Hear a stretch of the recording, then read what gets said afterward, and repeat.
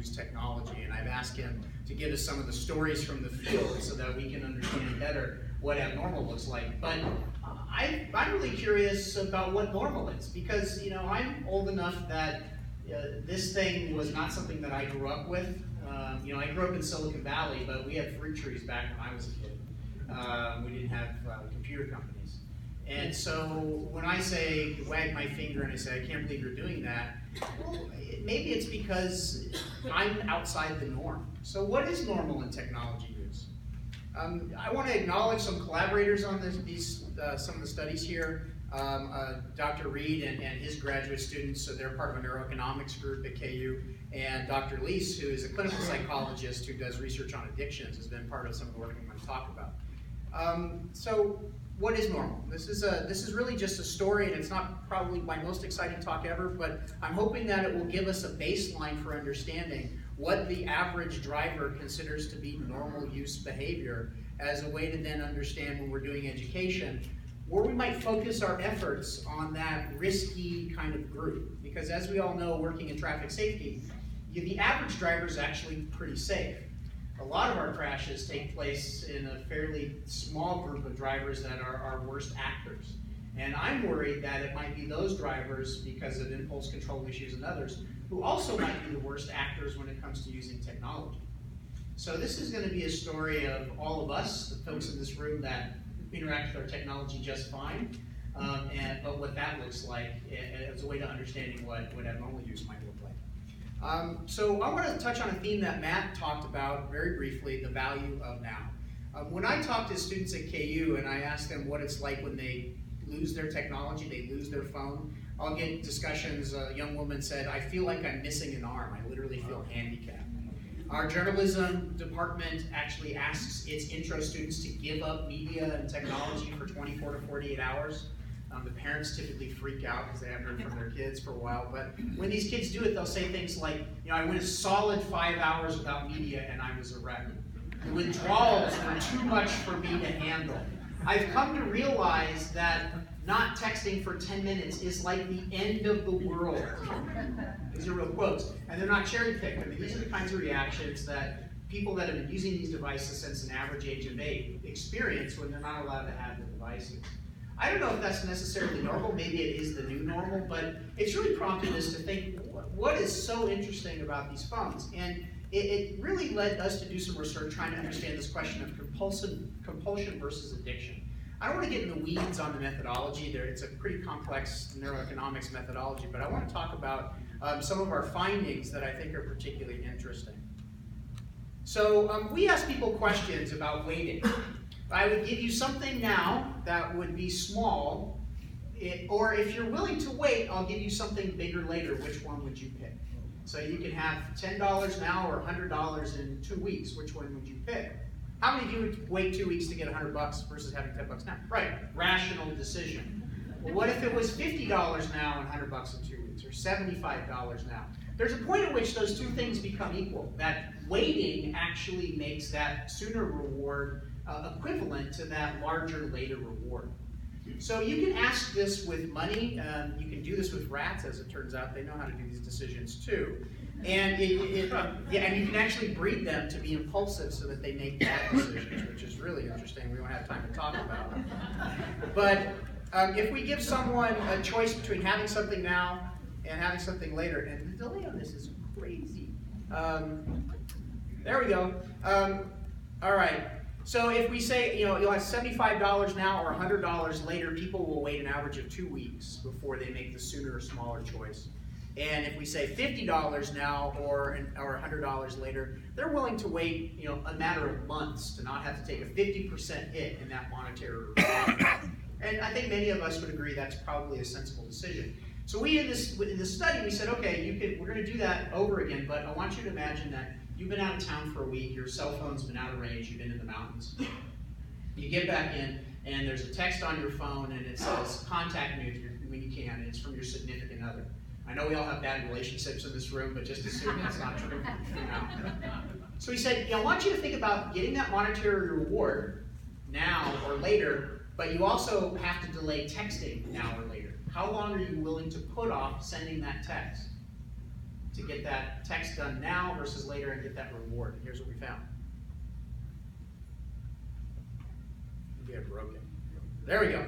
All right. So when asked to wait, rather than waiting 2 weeks or months, now people are willing to wait only a matter of minutes. And we saw this, I thought, oh my goodness, are these people crazy?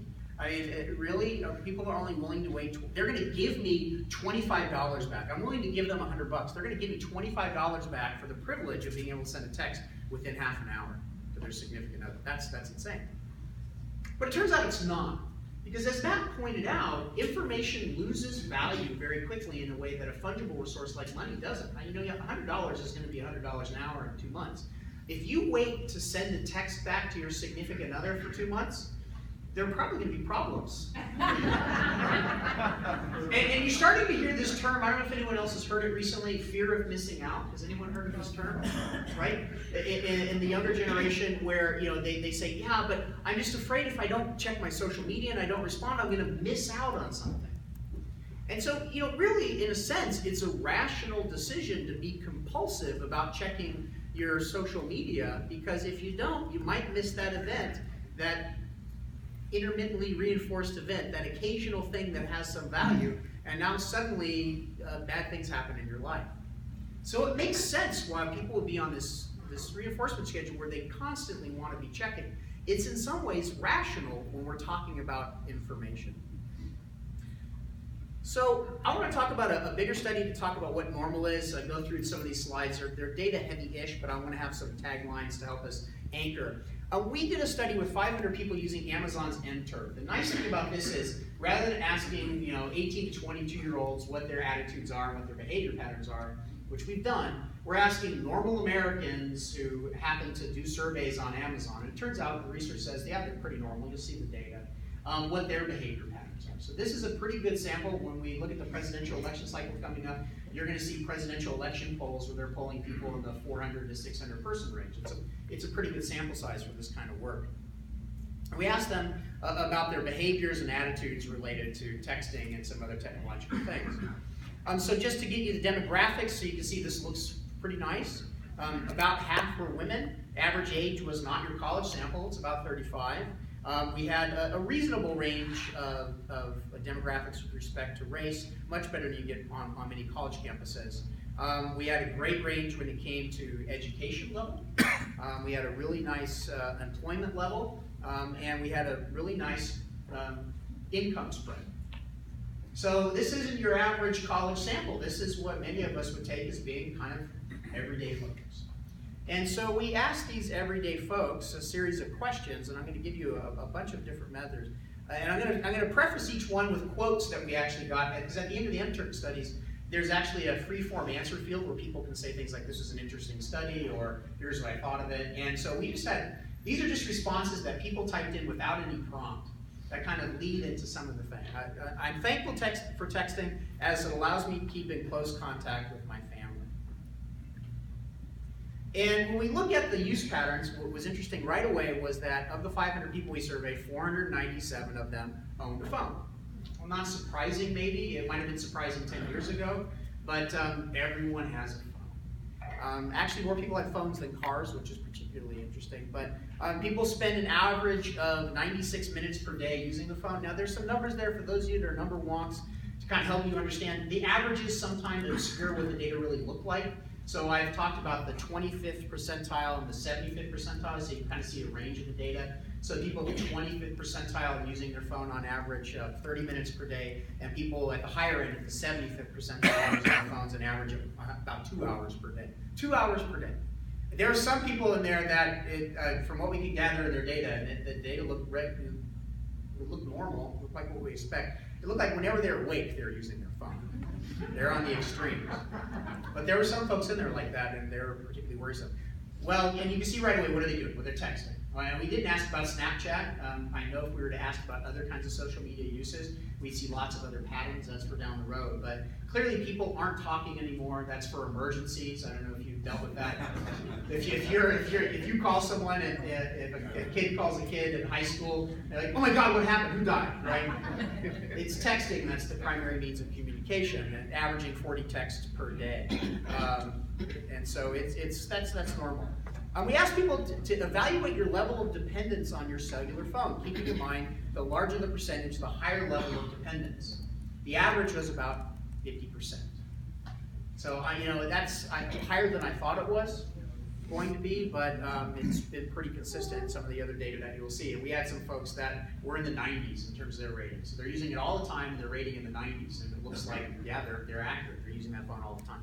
I don't know what they do for a living. Actually, we can figure that out, but maybe I don't want to know. All right, next. I never text and use my cell phone while driving. Am I the only one in the world that never does that? I hope not. Sadly, I think, yes, you may be the only one in the world that never does that, because it was a very common behavior. I think I did break this. Okay, there we go. So 468 respondents indicated that they drove. We had some folks that lived in cities and they were commuters, so they used public transportation. So we took them out. The average time spent texting and driving, 12.6%. They said about 12% of the time I'm texting and driving on average. That actually fits really well with the observational data we see when we actually go out and look at people driving, about 10% of the time, right? It's a lot higher than it should be, but I think this is an honest assessment from people on what they're actually doing with their time when they're driving. What I thought was interesting about the sample, we're looking at this a bit more, we had a bunch of people in there that had actually had crashes. I thought it would be a very low number, but self-report turns out to be a reasonable way to assess crashes. It's not perfect, but it's actually pretty good when you then go back and look at DMV records. And we had a number of folks with major car crashes and folks with minor car crashes and violations. Which just suggests for the researchers out there is that this kind of methodology at a scale can actually be a useful one to maybe look at some of these personality variables and other things in relation to car crashes. So that's for the researchers in the room to think about. If I had to paper text, I'd be very likely to shut that feature off through my cell phone. So we started asking questions to really get at this idea of demand, what's normal, how much do people really want it? How much would you pay? How much would you pay to text while driving, knowing that your phone's going to get shut off while it's not moving, but you can override it if you want to pay a convenience fee to do so? How long would you be willing to put off sending a text? And so for demand, we ask a few different things. If you're forced to pay to text, what's the maximum amount of money you'd pay? Most people, a good chunk said they wouldn't pay anything. 25% of the sample said, I'll pay a penny and nothing more. If I have to pay anything at all, I'm going to stop. But we had 8% of the sample, and I don't think they were making this up. They said they'd pay $1 a text. I actually think this may be a good diagnostic question that you could use very quickly to find out how someone was, if someone was really addicted to their phone or not. How much would you be willing to pay? If you were forced to pay a text, how much would you pay? Would you pay nothing or nothing? Well, that person's probably got a healthy relationship with their phone. I'd pay $1. Let's have a conversation. We actually then said, imagine that your phone would get turned off if it's moving, but you can override that feature if you're willing to pay some amount. Here we found more people willing to actually pay, which was an interesting finding we're kind of wrapping our minds around. What I think this represents is that people understand how risky it is to text and drive, and they understand that they, in some social justice sense, should have to pay more to send a text while they're driving because they're putting themselves and everyone else around them at risk. So more people are actually willing to pay if they're driving. I don't want to propose this as a model for anyone, if there's anyone from the telecommunications industry here, but it was just another way to understand that people were making rational decisions, and it appeared that they were. Oh, did I skip one? Yeah, and here's one that I think is really interesting. So we have talked about this 4-second timing, 4 seconds eyes off the road when you're sending a text. So we asked people, if you knew that sending a text, the process of reading it and replying to it using a little QWERTY keyboard was going to take X amount of time, would you or would you not actually engage in that behavior? And here's the breakdown. Half the sample was willing to text and drive. It only took them a couple of seconds to do so. A third of the sample was willing to do it if it took 4 seconds. And a quarter of the drivers said they would do it if it took 5 seconds. 5 seconds to do. Now here's what's disturbing, especially in light of what Joseph was talking about. People are really horrible when they're in that moment estimating how long something's going to do. So I would look at this now thinking of what Joseph was talking about, where you've got half the sample saying, I'll do it because it only takes a couple of seconds. I think most people are going to think it's going to take a couple of seconds, and their experience while they're doing it is, I've only been doing this a couple of seconds. And then a couple of seconds later, they're like Dory the fish. I've only been doing this a couple of seconds. And then 10 seconds later, I think that's more than a couple of seconds, right? So basically, people are willing to engage in this behavior if they think that the risk is not too bad, half the sample. And I think it gets worse from there as we get more immersed. This one is a particularly disturbing finding, and one that is worth more scrutiny. I recently downgraded my smartphone back to a basic flip phone with no data, not because I was texting very much, but because it was distracting during my workday and at home with the constant notifications and apps. It's been very free. And so this is going to lead into what Dr. Greenfield's going to talk about, because working with a clinical psychologist who's interested in addictions, we've actually created an addiction scale that's based on the new DSM-5 criterion for behavioral addictions. So in other words, in the new diagnostic statistical manual for psychologists, their addictions are defined in multiple ways, but there's a category of what are called behavioral addictions. Gambling is a classic one, right? You're not literally getting a drug when you pull that lever, except you are getting dopamine when you pull that lever at a slot machine. And so there's a way to classify, based upon sets of questions in that diagnostic statistical manual, how addicted someone is to that behavioral thing, whatever it is. And so we asked, on a 5-point scale, 5 point basically being this always applies to me, and 1, this never applies to me. Sometimes it bothers me I text too much. Over time I felt a need to greatly increase my frequency of texting. I've repeatedly made unsuccessful attempts to cut down and stop texting. When I've tried to cut down and stop texting, I become restless or irritable like I'm going through withdrawals.